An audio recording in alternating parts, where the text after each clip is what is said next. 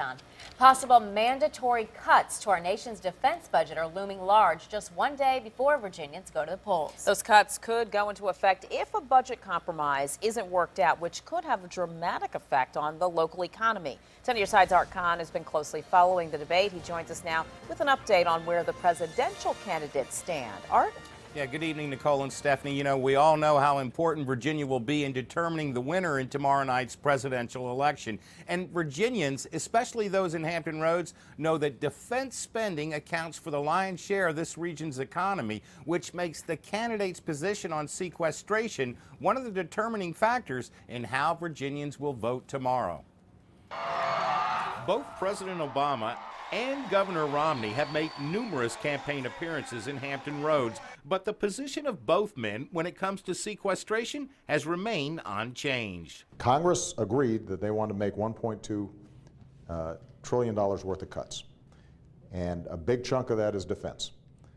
Now, what we've said is if you were willing, Republicans, to ask the wealthy to pay a little bit more, then we don't have to worry about these draconian defense cuts. I think it's time for him to come clean and let us know what kind of cuts he's planning on putting in place. Governor Romney says he won't allow sequestration to happen.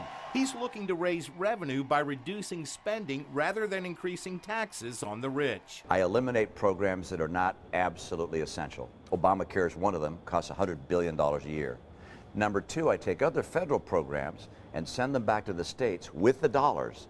So like Medicaid, food stamps, housing vouchers, they go back to the states where they grow at inflation or inflation plus 1%. That saves about another $100 billion a year. On the other hand, if we're not getting any new revenues, then everybody's going to be hurt. So what I've called on Congress to do is let's make sure the taxes don't go up for folks making $250,000 a year or less. For folks like me who can afford it, we can do a little bit more. And in part, that allows us to both reduce our deficit and maintain a strong military.